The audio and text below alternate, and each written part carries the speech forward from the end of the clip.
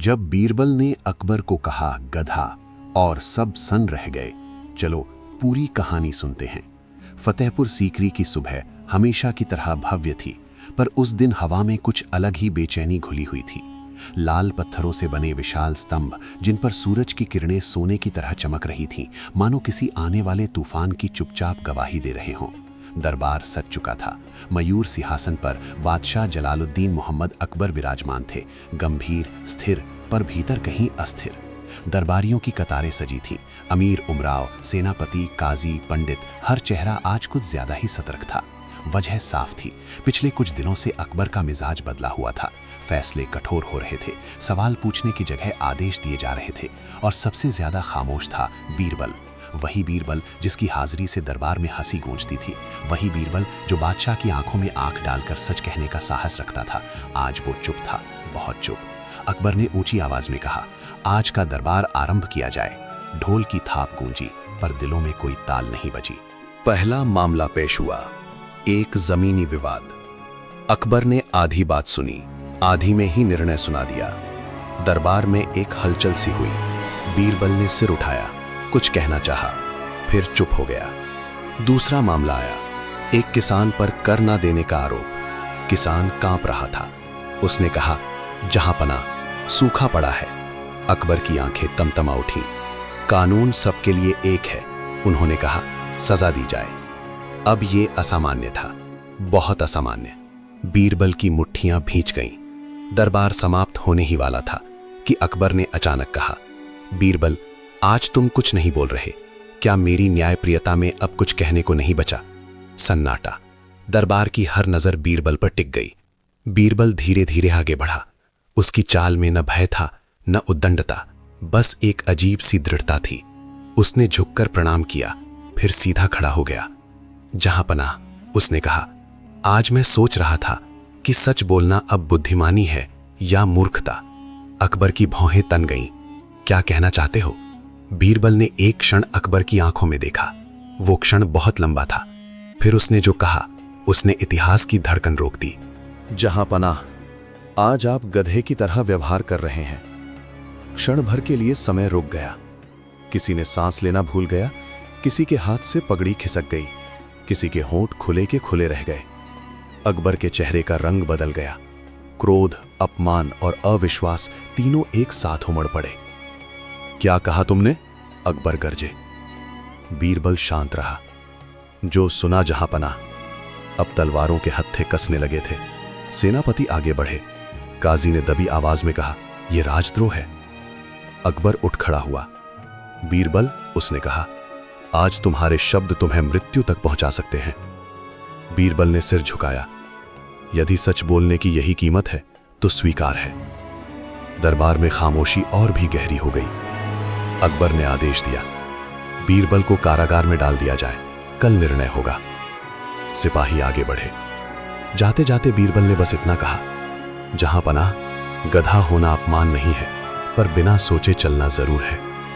दरबार टूट गया, पर सवाल खड़ा हो गया, क्या बीरबल पागल हो गया था या उसने जानबूझकर मृत्यु को आमंत्रित किया?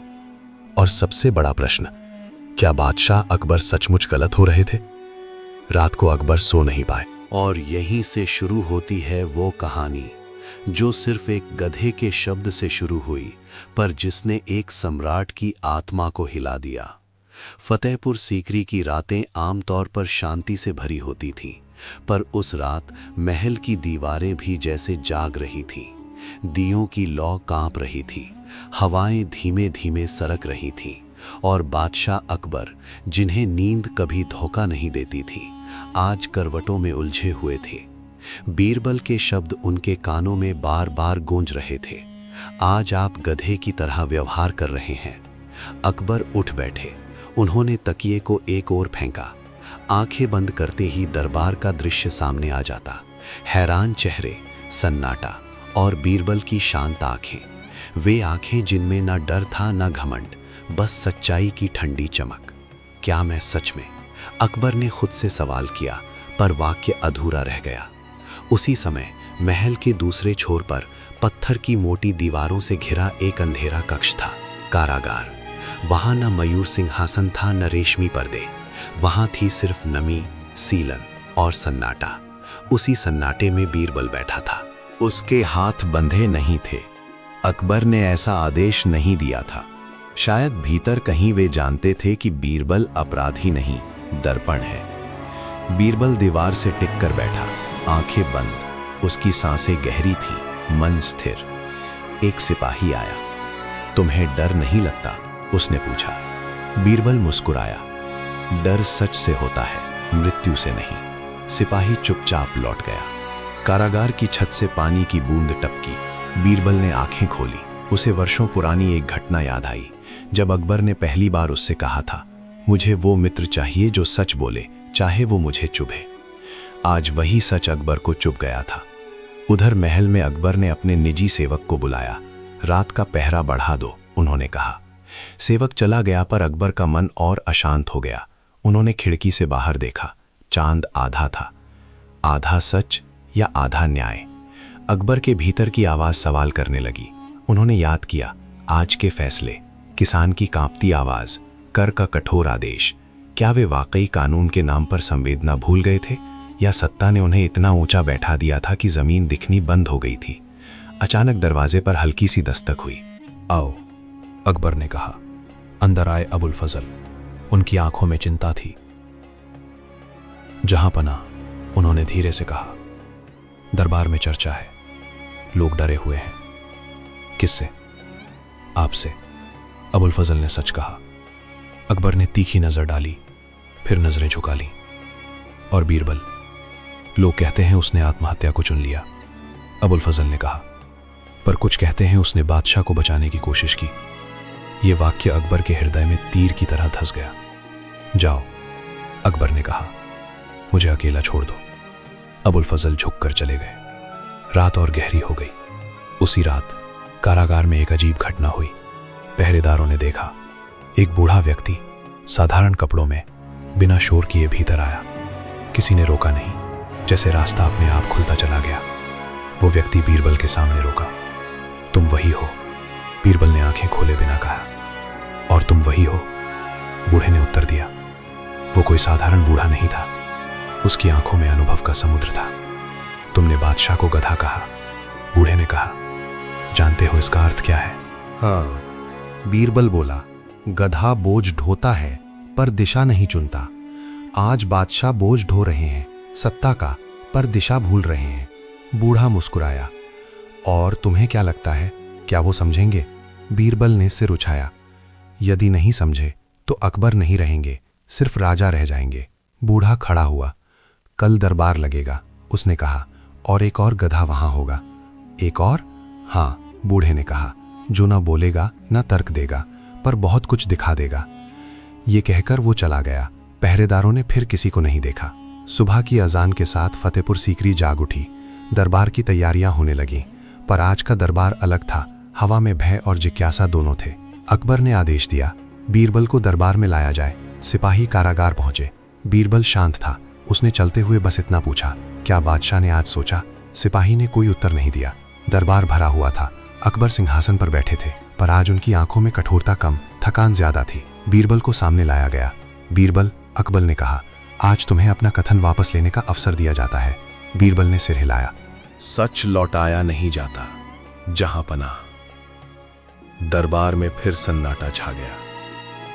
तभी दरवाजे खुले और अंदर आया एक गधा। साधारण नहीं था वो। उसकी आंखों में अजीब सी स्थिरता थी। दरबारियों में खुसफुसाहट शुरू हो गई। ये क्या तमाशा है? अकबर ने पूछा। तभी भीड़ से वही बूढ़ा व्यक्ति आगे आया। जहां पना, उसने कहा, ये गधा आज आपके सामने खड़ा है, न्याय का दर्पण बनकर। अकबर ने गधे को देखा और पहली बार उनकी दृष्टि में क्रोध नहीं, जिज्ञासा थी।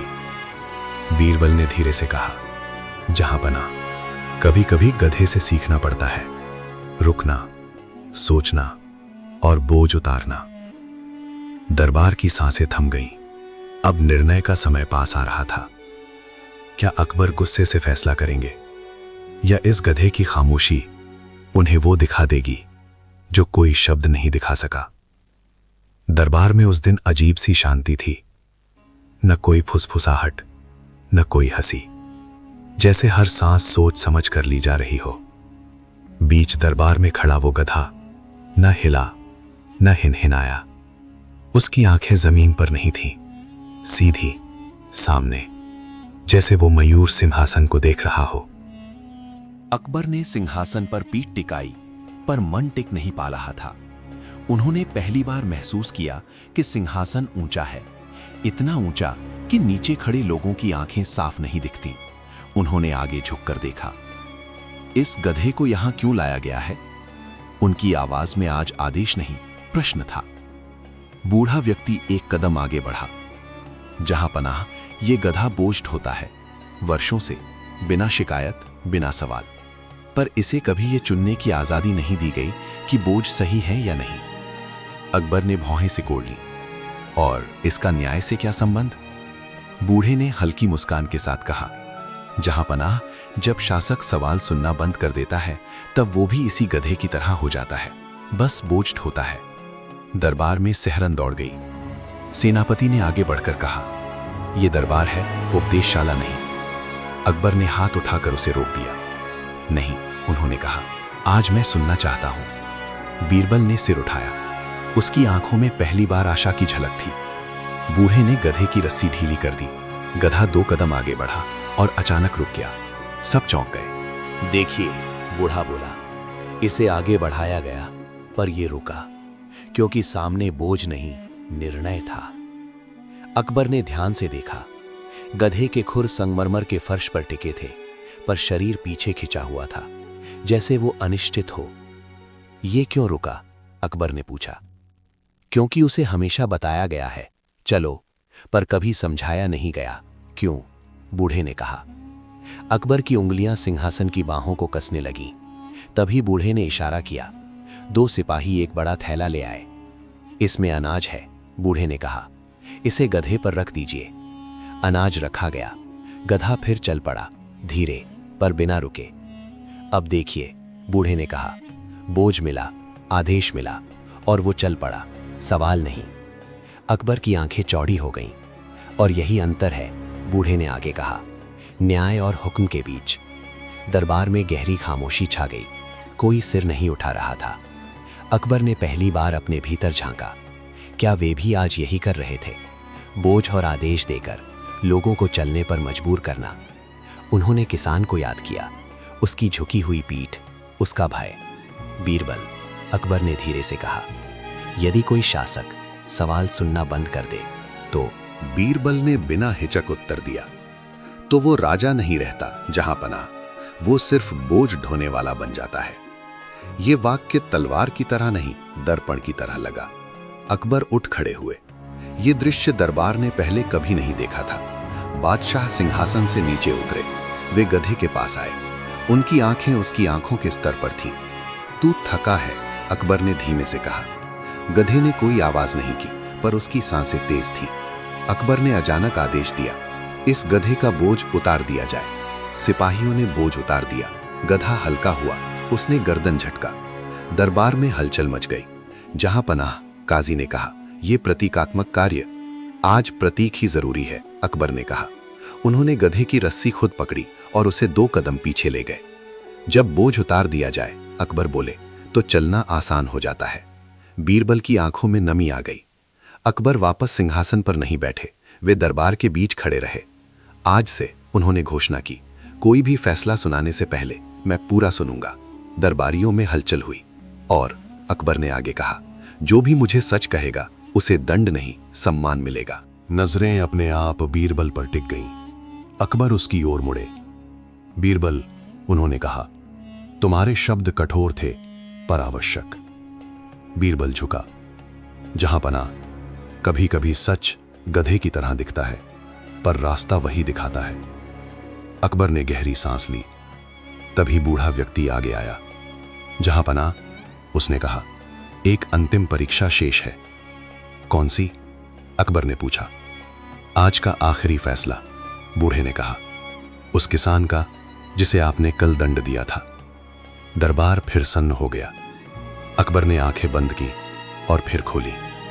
उस किसान को बुलाया जाए, उन्होंने कहा। गधा दरबार के कोने में खड़ा रहा, खामोश पर उपस्थित। आज वो जानवर नहीं था, वो आईना था। दरबार में जैसे हवा ठहर गई थी। अकबर के आदेश के बाद सिपाही तेज कदमों से बाहर गए। हर व्यक्ति समझ रहा था, ये कोई साधारण पुनः सुनवाई नहीं है, ये बादशाह की अपनी ही परछाई से मुलाकात है। कुछ ही देर में किसान लाया गया। वही किसान, फटी हुई पगड़ी, धूल से सने कपड़े, आंखों में भय और आशा का अजीब सा मेल। कल तक वही आदमी अपराधी था, आज फिर न्याय के सामने खड़ा था।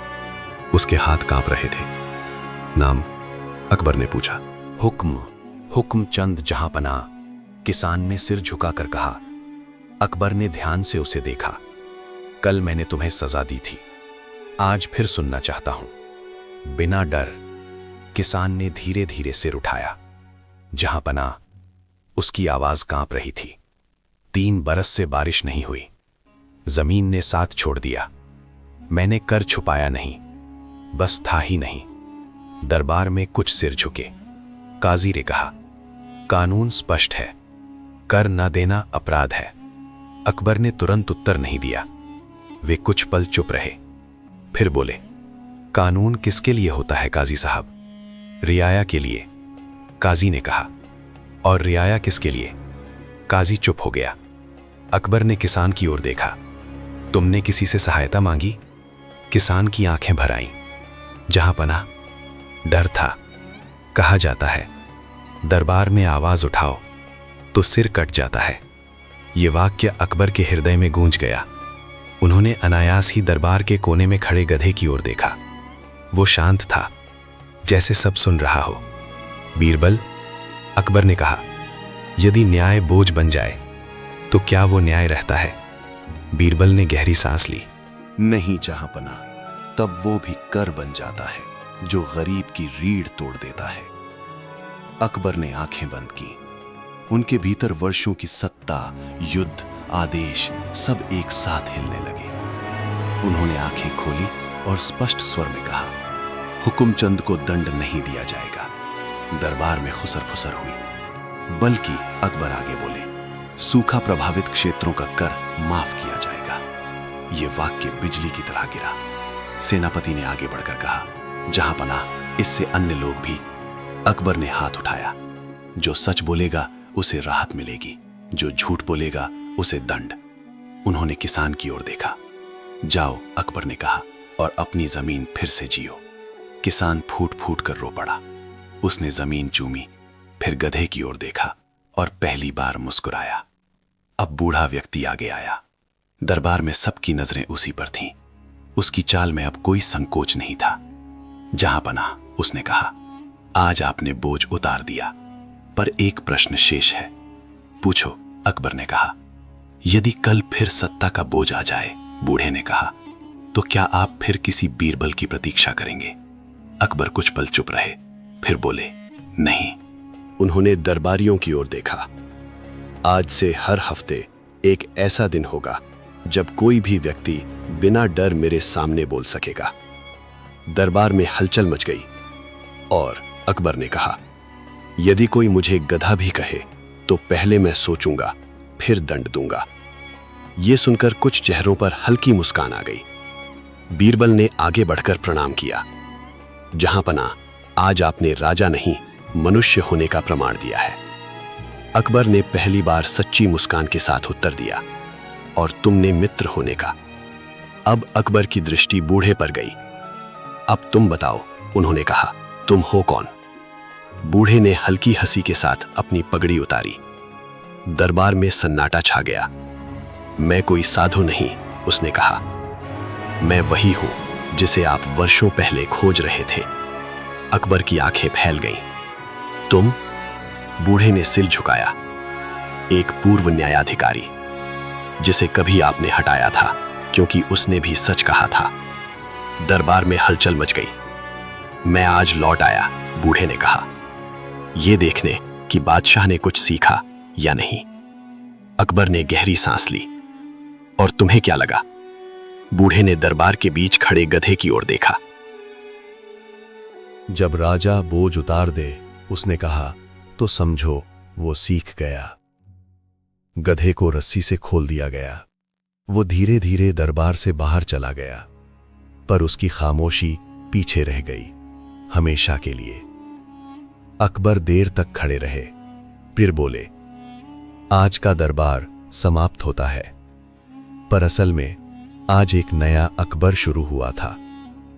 दरबार समाप्त हो चुका था, पर फतेहपुर सीकरी में एक अजीब सी गूंज रह गई थी, जैसे पत्थरों की दीवारें भी आज कुछ सोचने लगी हों। सिपाही अपने स्थानों से हट गए, दरबारी धीरे धीरे बाहर निकल गए, पर अकबर अब भी वहीं खड़े थे, सिंहासन से कुछ दूरी पर, उसी जगह जहां कुछ देर पहले एक गधा खड़ा था। आज पहली बार उन्हें मयूर सिंहासन भारी लगा। बीरबल चुपचाप पास आकर खड़ा हो गया। दोनों के बीच कोई औपचारिकता नहीं थी, वर्षों की मित्रता आज शब्दों से परे थी। बीरबल, अकबर ने धीमे स्वर में कहा, यदि आज तुम न बोलते तो क्या होता? बीरबल ने बिना देर किए उत्तर दिया, तो जहां पनाह राजा रहते, पर अकबर नहीं रहते। अकबर ने लंबी सांस ली। मैं क्रोधित था, उन्होंने स्वीकार किया। सत्ता क्रोध को जन्म देती है, बीरबल बोला, और क्रोध सुनने की शक्ति छीन लेता है। अकबर ने मुस्कुराने की कोशिश की, पर आंखें गंभीर रहीं। आज मैंने जाना, उन्होंने कहा, कि सबसे खतरनाक गधा वो नहीं जो बोझ ढोता है, बल्कि वो राजा है जो सोचना छोड़ देता है। बीरबल ने सिर झुका लिया। यही सीख इतिहास नहीं लिखता जहां पनाह, पर जनता जीती है। महल की बालकनी से सूरज ढल रहा था। उसकी लालिमा ठीक वैसी थी जैसी अकबर के भीतर की पुरानी कठोरता अब धीरे धीरे मिटती हुई।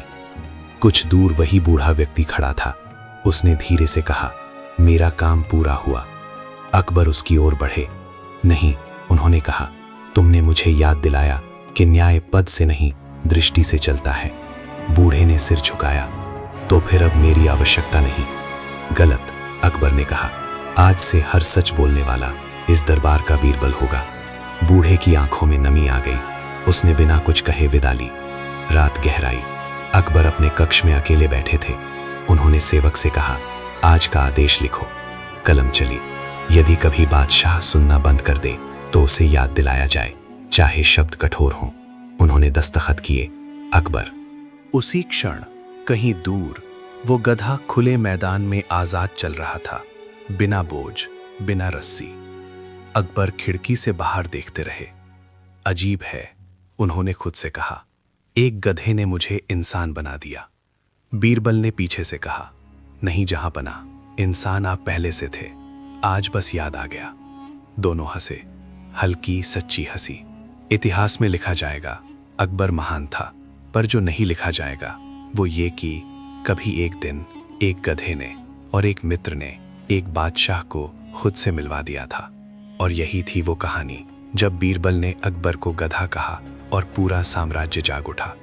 समाप्ति के बाद भी कुछ कहानियां खत्म नहीं होती, वे बस इतिहास की किताबों से उतरकर लोगों की जिंदगी में बस जाती हैं।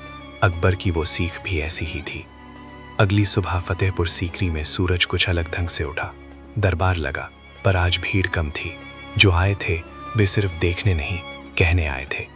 दरबार के बीच एक सादा सा आसन रखा गया था, सिंहासन से नीचे अकबर वहीं बैठे। ये दृश्य नया था। पहला व्यक्ति एक बुनकर था। उसने हिचकते हुए कहा, जहां पना सूत महंगा हो गया है। अकबर ने पूरा सुना। कोई टोका नहीं, कोई हंसा नहीं। फैसला तुरंत नहीं आया, पर भरोसा आ गया। दूसरा एक सिपाही था। उसने कहा, मेरे गांव में न्याय नहीं पहुंचा। अकबर ने नाम लिखवाया। जांच होगी, बस इतना कहा। दरबार में आज आदेश कम थे, सुनवाई ज्यादा। बीरबल दूर खड़ा ये सब देख रहा था। उसके चेहरे पर संतोष था, पर आंखों में चिंता भी। वो जानता था, सत्ता की आदतें जल्दी नहीं बदलती। दोपहर के बाद अकबर ने उसे बुलाया। बीरबल, अकबर ने कहा, क्या हर राजा को एक गधा चाहिए? बीरबल मुस्कुराया। हर राजा को एक आईना चाहिए जहां पना। कभी वो मित्र होता है, कभी जनता, और कभी एक गधा। अकबर हंसे। और अगर आईना टूट जाए तो सच चुभने लगता है, बीरबल बोला। और राजा फिर से बोझ उठाने लगता है। उस शाम अकबर ने एक और फरमान जारी किया, हर प्रांत में सुनवाई दिवस, बिना सिफारिश, बिना डर। कुछ दरबारी नाराज हुए, कुछ ने फुसफुसा कर कहा, यह नरमी है। अकबर ने सुना और चुप रहे। हफ्तों बाद एक अजीब घटना हुई। एक नवयुवक दरबार में आया और बोला, जहांपनाह, लोग कहते हैं आप बदल गए हैं। अकबर ने पूछा, बेहतर या कमजोर? नवयुवक बोला, ज्यादा इंसान। अकबर ने बीरबल की ओर देखा, ये हार है या जीत? बीरबल ने उत्तर दिया, जो इंसान बन जाए वो कभी हारता नहीं। उसी रात अकबर ने अपनी डायरी में लिखा, जिस दिन राजा खुद को गलत मानने से डर जाए, उसी दिन साम्राज्य छोटा हो जाता है। कई साल बाद जब इतिहासकार आए, उन्होंने युद्ध लिखे, किले लिखे, जीत हार लिखी। किसी ने नहीं लिखा कि एक दिन दरबार में एक गधा आया था। किसी ने नहीं लिखा कि एक मित्र ने राजा को गधा कहा था। पर जनता ने याद रखा। गांवों में कहावत चल पड़ी, जो शासक सुनता है वो अकबर है, जो नहीं सुनता वो बस बोझ ढोता है। और कहीं दूर खुली जमीन पर कभी कभी लोग एक गधे को देखते, आज़ाद, शांत, बिना बोझ। वे मुस्कुराते और कहते, यही है बादशाह का सबसे बड़ा सबक। समय किसी बादशाह के आदेश नहीं मानता। साल बीतते गए। फतेहपुर सीकरी की दीवारों पर धूप वैसे ही उतरती रही, पर दरबार का स्वभाव बदल चुका था। अकबर अब वही नहीं थे जो कभी आधी बात सुनकर फैसला सुना देते थे। पर यही बदलाव एक नई चुनौती बनकर सामने आया। उत्तर पश्चिमी सीमा से खबर आई, एक प्रांत में विद्रोह पनप रहा था। कारण कोई हथियार नहीं, कोई विदेशी आक्रमण नहीं, बल्कि एक फरमान था, सुनवाई दिवस। वहां के सूबेदार ने शिकायत भेजी, जहांपनाह, लोग बहुत बोलने लगे हैं, आदेश कमजोर पड़ रहा है। अकबर ने खबर पढ़ी और चुप रहे। बीरबल ने देखा, ये वही क्षण है जब सीख की असली परीक्षा होती है, जब न्याय और सत्ता आमने सामने खड़े हों। क्या करोगे? बीरबल ने पूछा। जाऊंगा, अकबर ने कहा, और खुद सुनूंगा। ये निर्णय दरबार को चौंका गया। बादशाह स्वयं प्रांत जाए, ये असामान्य था, पर अकबर निकल पड़े। प्रांत पहुंचे तो देखा लोग डरे नहीं थे, पर आशंकित थे। उन्होंने बोलना सीखा था, पर भरोसा अभी अधूरा था। एक सभा बुलाई गई। अकबर सादे वस्त्रों में आए, सिंहासन नहीं, चबूतरा। पहला व्यक्ति बोला, जहांपनाह, हम विद्रोही नहीं हैं, हम बस सुने जाना चाहते हैं। दूसरा बोला, हम बोलते हैं तो सूबेदार नाराज हो जाता है। सूबेदार आगे आया, ये अनुशासन की कमी है, उसने कहा। अकबर ने दोनों को देखा, यही था द्वंद्व। रात को अकबर अकेले बैठे। बहुत समय बाद वो बेचैनी लौटी, वही जो उस दिन आई थी जब बीरबल ने उन्हें गधा कहा था। उन्हें वो गधा याद आया, बोझ और आजादी। अगली सुबह अकबर ने निर्णय सुनाया, सूबेदार बदला जाएगा। दरबारियों ने चौंक कर देखा, पर अकबर ने आगे कहा, यदि नया सूबेदार सुनना बंद करेगा तो वो भी बदला जाएगा। ये चेतावनी नहीं थी, ये सिद्धांत था। भीड़ में एक बूढ़ा खड़ा था। उसने धीमे से कहा, आज बादशाह ने फिर बोझ उतारा। अकबर ने उसकी ओर देखा। वो वही बूढ़ा नहीं था, पर अर्थ वही था। वापसी के रास्ते अकबर ने बीरबल से कहा, अब डर नहीं लगता। किससे? खुद से। अकबर बोले। बीरबल मुस्कुराया। तो सीख पूरी हुई। सालों बाद जब अकबर वृद्ध हो गए, उन्होंने एक दिन बीरबल से कहा, मेरी सबसे बड़ी जीत कौन सी थी? बीरबल ने बिना सोचे उत्तर दिया, वो दिन जब आपने स्वीकार किया कि आप गलत हो सकते हैं। अकबर ने आंखें बंद की। चेहरे पर शांति थी। इतिहास युद्धों को याद रखेगा, पर जो राजा खुद को बदल ले, वो इतिहास से बड़ा हो जाता है। और कहीं बहुत दूर एक गधे की परछाई अब भी इस कहानी के साथ चलती रही। समय ने अकबर की दाढ़ी में सफेदी घोलती थी, पर उनकी आंखों में अब भी वही जागरूकता थी जो किसी आदेश से नहीं, अनुभव से आती है। फतेहपुर सीकरी शांत था, पर शांति हमेशा सुख का संकेत नहीं होती। कभी कभी वो तूफान से पहले की होती है। उस दिन दरबार लगा, पर अकबर ने एक असामान्य घोषणा की। आज उन्होंने कहा, मैं नहीं बोलूंगा। दरबार सन्न रह गया। आज फैसले नहीं होंगे, अकबर बोले, आज सिर्फ सुना जाएगा। बीरबल समझ गया, ये अंतिम अभ्यास है। सुनने की वो कला जो उन्होंने वर्षों पहले सीखी थी, आज परीक्षा में है। पहला व्यक्ति एक व्यापारी था, बोला, कर अधिक है। दूसरा एक सैनिक, तनख्वाह देर से मिलती है। तीसरी एक स्त्री, उसकी जमीन पर जोर जबरदस्ती हुई है। अकबर चुप रहे, कोई हाव भाव नहीं, कोई टिप्पणी नहीं। लोग असहज हो गए, कुछ बोले, क्या बादशाह सुन रहे हैं? बीरबल ने शांत स्वर में कहा, आज वही सुन रहे हैं। घंटों बाद दरबार समाप्त हुआ, कोई फैसला नहीं सुनाया गया। लोग लौट गए, कुछ निराश, कुछ उलझन में। रात को बीरबल ने पूछा, आपने कुछ कहा क्यों नहीं? अकबर ने खिड़की से बाहर देखते हुए कहा, क्योंकि आज अगर मैं बोलता तो शायद फिर से वही बन जाता जो बोझ ढोता है। अगली सुबह फरमान निकला। हर शिकायत का समाधान लिखा हुआ था, स्पष्ट, संतुलित, बिना क्रोध। लोग समझ गए, बोलना जरूरी है, पर सही समय पर चुप रहना उससे भी ज्यादा। उस दिन के बाद एक नई कहावत चली, जब अकबर चुप रहे तभी सबसे ज्यादा बोले। और कहीं दूर किसी रास्ते पर एक गधा शांति से चल रहा था, बिना बोझ, बिना दिशा बताए, क्योंकि अब दिशा तय हो चुकी थी। फतेहपुर सीकरी की उस सुबह में कुछ उदासी घुली हुई थी। हवा में वही परिचित खुशबू थी, चंदन, धूप और इतिहास। पर आज वो हल्की सी भारी लग रही थी। बीरबल देर तक अपनी कक्ष में बैठे रहे। सामने खुला पत्र रखा था, शब्द कम थे, अर्थ बहुत बड़ा। अकबर ने उन्हें दरबार में बुलाया, पर औपचारिक नहीं, नीचे महल के उस हिस्से में जहां केवल पुराने मित्र मिलते थे। अकबर प्रतीक्षा कर रहे थे। सिंहासन नहीं था, 2 साधारण आसन थे। आ गए। अकबर ने मुस्कुराकर कहा। बीरबल ने सिर झुकाया। जहां पना, जानते थे मैं टाल नहीं पाऊंगा। कुछ पल दोनों चुप रहे। वर्षों की मित्रता शब्द ढूंढ रही थी। तुम जा रहे हो, अकबर ने कहा। प्रश्न नहीं, स्वीकार। हां, बीरबल बोला। कुछ समय के लिए या हमेशा? अकबर की आवाज पहली बार थोड़ी कांपी। बीरबल ने गहरी सांस ली। मित्रता में दूरी जरूरी नहीं होती जहां पना, पर कभी कभी मौन जरूरी होता है। अकबर उठे, खिड़की से बाहर देखते हुए बोले, तुम्हारे बिना दरबार फिर बोझ बन जाएगा। बीरबल मुस्कुराया। अगर ऐसा हुआ, उसने कहा, तो समझिए सीख अधूरी थी। अकबर मुड़े, और अगर मैं फिर भटक गया तो कोई ना कोई गधा फिर आ जाएगा। बीरबल ने हल्के मजाक में कहा। दोनों हंसे, पर आंखें नम थीं। अकबर ने एक संदूक मंगवाया। ये लो, उन्होंने कहा। बीरबल ने खोलकर देखा। अंदर कोई रत्न नहीं, कोई सोना नहीं, एक छोटा सा दर्पण था। ये क्या है? बीरबल ने पूछा। मेरा भरोसा, अकबर बोले। जब भी देखना तो सच कहना। बीरबल ने दर्पण को माथे से लगाया। और आप?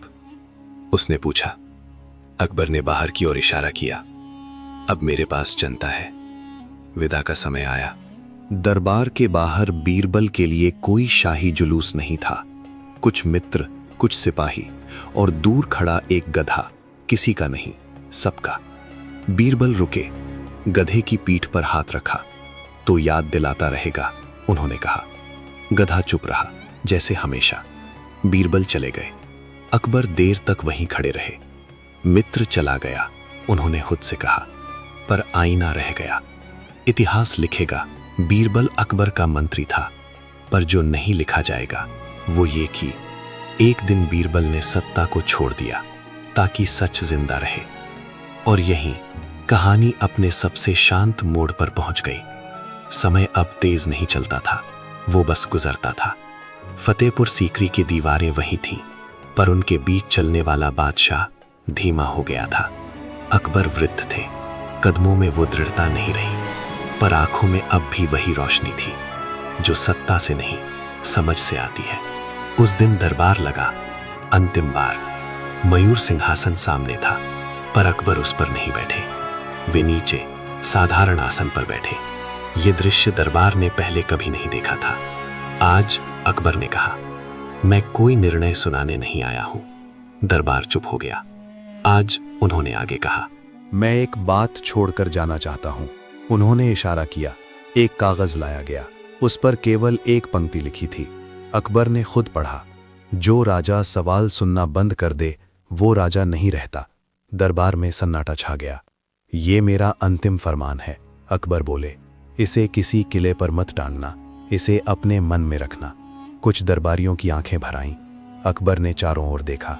मैंने युद्ध जीते, उन्होंने कहा, जमीन जीती, पर जो सबसे कठिन था वो था खुद को जीतना।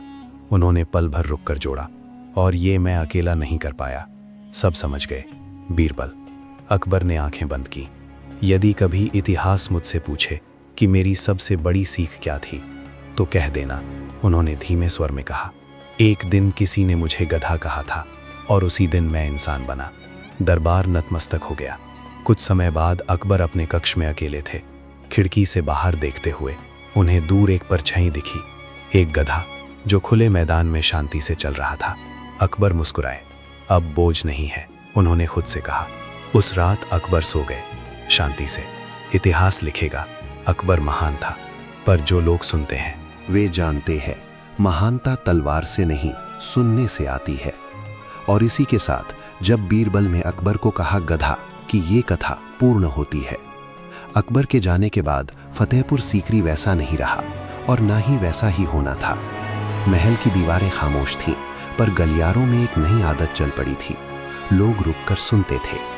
नए बादशाह ने सिंहासन संभाला, पर पहली सीख यही रखी, बोलने से पहले सुनना। दरबार में एक छोटा सा नियम टांगा गया, कागज नहीं, दिल पर। यहाँ सच बोला जा सकता है।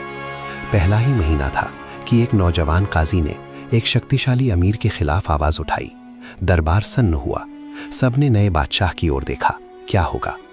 नए बादशाह ने वही किया जो अकबर ने सिखाया था, पूरा सुना। जांच हुई, अमीर दोषी पाया गया। उस दिन लोगों ने फुसफुसाकर कहा, अकबर अभी भी यहाँ है। उधर बीरबल का नाम किताबों में कम दिखा, पर गलियों में ज्यादा गूंजा। बच्चों के खेल में एक नया खेल जुड़ गया। एक बच्चा राजा बनता, दूसरा मित्र राजा से सवाल पूछता। जो राजा चुप हो जाए वो हार जाता। किसी गांव में एक बुजुर्ग ने अपने पोते से कहा, राजा वो नहीं जो ऊंचा बैठे, राजा वो है जो झुक कर सुने। और फिर वही कथा गधे की लोगों में अलग अलग ढंग से चलने लगी। कहीं कहा गया वो गधा बोलता था, कहीं कहा गया वो बूढ़ा था, कहीं कहा गया वो सपना था। सच किसी एक में नहीं था, सच असर में था। बरसों बाद एक यात्री फतेहपुर सीकरी आया। उसने पूछा, यहां सबसे बड़ी कहानी कौन सी है? एक दुकानदार हंसा, वो जिसमें किसी ने राजा को गधा कहा और राजा ने बुरा नहीं माना। यात्री ने पूछा, क्या ये सच है? दुकानदार बोला, इतिहास में नहीं मिलेगा, पर अगर नहीं होता तो आज यहां ये आदत कैसे होती सुनने की। शाम ढली। दूर खेतों के पास एक गधा चरता दिखा, साधारण, शांत। बच्चे उसके पास से गुजरे और हंसते हुए बोले, देखो अकबर का गुरु। गधा चुप रहा, जैसे हमेशा। और यही कहानी फिर शुरू हो गई। हर उस जगह जहां कोई ताकतवर रुककर सुनता है और कोई निर्भय सच कह देता है। समय के साथ फतेहपुर सीकरी की कहानी लोगों के बीच बस गई।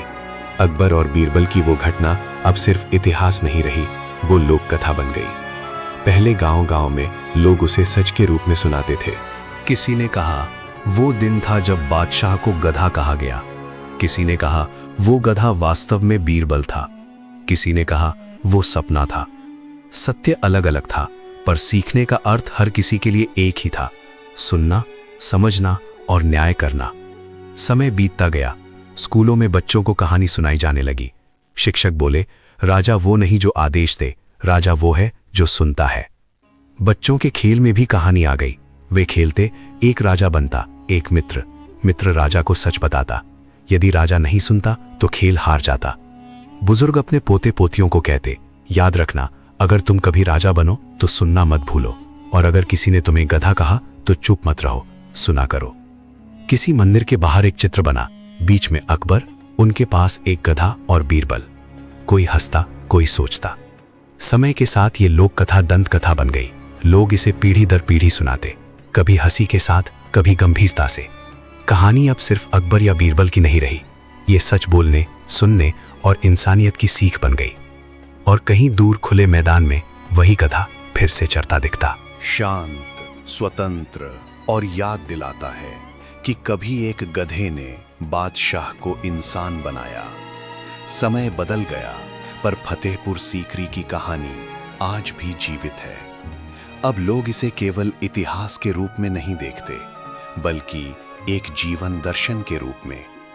कॉलेजों में प्रोफेसर छात्रों को बताते हैं, अकबर ने जितना युद्ध जीता उतना नहीं, जितना उसने अपने दरबार में सच सुनकर और सीखकर जीत हासिल की। बिजनेस कॉन्फ्रेंस में एक लीडर कहते हैं, सफल नेतृत्व वो नहीं जो केवल आदेश देता है, सफल नेतृत्व वो है जो सुनता है और सुनकर समझता है।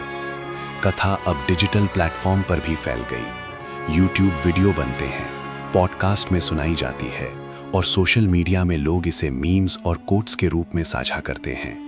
एक पोस्ट पर लिखा था, कभी किसी ने राजा को गधा कहा और उसने दुनिया की सबसे बड़ी सीख पाई। बच्चे अब खेल के बजाय मोबाइल पर भी कहानी के पात्रों के साथ इंटरैक्ट करते हैं। एक गेम में खिलाड़ी अकबर बनते हैं, सुनते हैं, न्याय करते हैं और समझते हैं। बीते युग के फैसले अब सीख के सबक बन गए हैं। फतेहपुर सीकरी के मैदान में आज भी वही गधा चरता है। वास्तविक नहीं, पर प्रतीक है। वो गधा अब भी याद दिलाता है सच्चाई सुनने, इंसानियत को समझने और बिना डर बोलने की। कहानी अब सिर्फ एक कथा नहीं रही, ये सिस्टम, शिक्षा और नैतिकता की मिसाल बन गई। और इसी तरह बीरबल और गधे की वो कहानी अनंत काल तक जीवित रहती है, हर समय, हर पीढ़ी में, हर दिल में। आज की दुनिया तेज है, तकनीकी है और अक्सर लोग केवल आदेश सुनाते हैं, पर कहीं ना कहीं फतेहपुर सीकरी की वो कहानी हर इंसान के लिए मार्गदर्शन बन गई। कॉर्पोरेट बोर्ड रूम में एक सीईओ अपने कर्मचारियों को समझाता है, एक नेता वही है जो सुनता है। अगर तुमने केवल आदेश दिए और ध्यान नहीं दिया तो संगठन असफल होगा। याद रखना, कभी किसी ने तुम्हें सच कहा है या कहा जाएगा, उसे ध्यान से सुनो। शिक्षक अपने छात्रों को बताते हैं, यदि आप किसी की बात सुनते हो बिना रोक टोक, बिना पूर्वाग्रह, तो आप उसे समझ सकते हो और समझने की शक्ति ही सबसे बड़ी शक्ति है।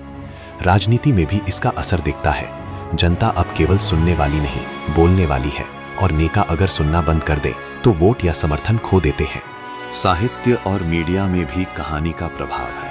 लेखक इसे नैतिक शिक्षा के रूप में उद्धृत करते हैं। पत्रकार इसे उदाहरण देते हैं कि सत्ता का असली मूल्य सुनने में है, आदेश देने में नहीं। सोशल मीडिया पर लोग इसे प्रेरणा के रूप में साझा करते हैं, मेमे, वीडियो और पोस्ट के माध्यम से। खास बात यह है कि गधा अब केवल पशु नहीं रहा, वो सुनने और समझने का प्रतीक बन गया। गधे की खामोशी हमें याद दिलाती है, जब तक हम सुनते हैं, सीखते हैं और न्याय करते हैं, तब तक शक्ति सही मायने में उपयोग में है। एक छोटे बच्चे ने स्कूल प्रोजेक्ट में लिखा, अगर अकबर ने गधा नहीं सुना होता तो बीरबल की बुद्धि व्यर्थ हो जाती।